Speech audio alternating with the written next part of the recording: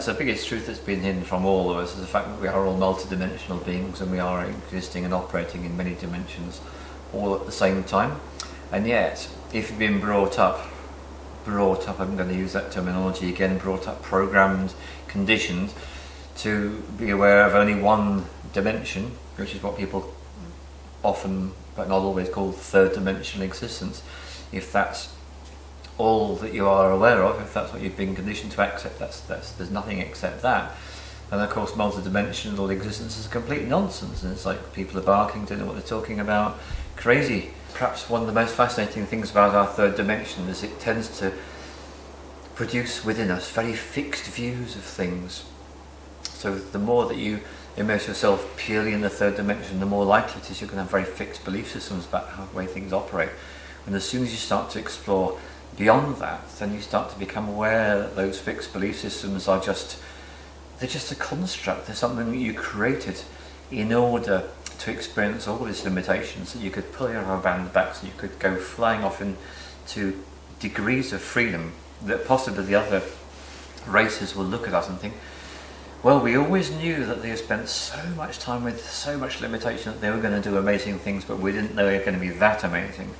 So that's another reason to be aware of how we're very, very highly valued, our human race, because this is literally what we present as our gift to the universe. Our gift is such extreme limitation for such an extraordinarily long time. We're talking about millennia on this planet, that people have been enslaved in so many different ways, experiencing a lack of love. Once we get free, once the Rubberband is let go of, we will be able to explore and experience states of being that possibly amongst the most advanced extraterrestrial civilizations are going to go, look at that, wow, we never imagined they were going to go that far in their evolution and their exploration. Okay. Great. So I've just shown you the picture of the tower because it leads into what we're talking about, which is so much to do with collapse. And you've heard people talk about 2012 being the end of the world, and it so isn't, and it's such a misguided way of looking at things. But the tower covers everything, because this is what we're talking about. We're really talking about collapse of an old way of looking at things, which then allows for the emergence of the new way of looking at things. And the collapse I'm particularly thinking about now is you really have to think about the fact here we are in November 2011, and mainstream newspapers are talking about the fact that one of Einstein's core points, which is the speed of light is a fixed constant, well, actually not the case due to recent experiments which are being done. And then this ties in with what mystics and people from the spiritual dimensions have known for a very long time indeed, which is that the speed of light is only a constant within this very narrow envelope, which is where we happen to be based. And what the scientists are showing is they're showing that, hey, even within this envelope, not everything moves at exactly the speed of light. So this is another thing we can look at that is actually in the process of collapse. So for virtually all my life, I've been told by other people the speed of light is a constant. Well, actually, no, it isn't, and it's complete corroboration from what I learned on my journeys into shamanic healing, because one of the first things that we did is we started to literally collapse our views about all sorts of different things, and one of them is our concept of space and time. We're forced to collapse as we realised that so long we were prepared to make the deal, and the deal was leave your body behind and you can go and travel in space and time with your consciousness, do amazing things, and then come back having completely altered people's lives. What a premise, and that's actually what shamanism was, offering people the simple fact of life. So that all comes through because of the collapse of the old way of looking at things. The old way of looking at things is I'm fixed in space and time is linear, and the speed of light is a fixed commodity. Well, that was only so long as I subscribed to that belief system.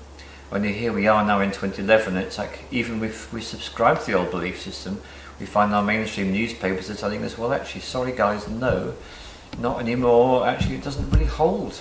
So this is our situation. We're in this incredible process of collapse. So this is the other card I want to show you.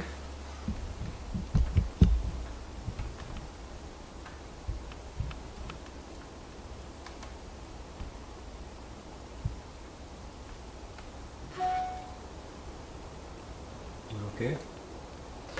So this one is called the Eon, and it relates to the New Age and relates to once all the old belief systems collapse, that allows new ones to emerge. This card is all about waking up to the new possibilities, and the new possibilities very much out of the idea of nothing is impossible and everything is possible, and the only thing that restricts what's possible is our fixed belief systems. So if we stay in a fixed belief system, it's more difficult for new things to arise. However, because of the universal events which are taking place at this time, which is affecting not just everyone on this planet, not just every planet in the solar system, but literally everything, then this literally means that we're in a situation where the possible is becoming more and more amazing as time goes on. We're actually reaching a point where even if people want to stick to their old belief systems, they're actually in the process of collapsing and crumbling. So we're living in a time which is just going to become ever more exciting, and that's something that really, if you allow that in, if you really allow that thought into your heart, it makes your heart leap and makes you feel like, hey, that's really great. And ultimately there's nothing to fear, because the only thing to fear is fear itself, and fear is another construct which is in the process of collapse, along with the idea of a fixed quantity for the speed of light. So to conclude about the rubber band effect, what I invite you to do is to be delighted at exactly wherever you are in that process, whether you're still in the process of it having been extended, or whether you're at the process of reaching maximum extension when you've developed such a resistance, or whether you're at the point where you've suddenly let go and catapulted yourself off into total creativity and infinite possibility.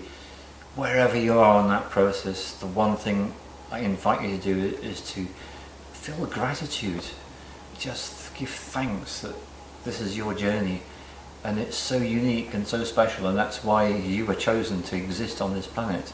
And you chose to exist on this planet, so your unique contribution can be added to the contribution of everybody else. Just imagine the amount of wisdom as a race we are accumulating through our diversity of experiences. It's second to none.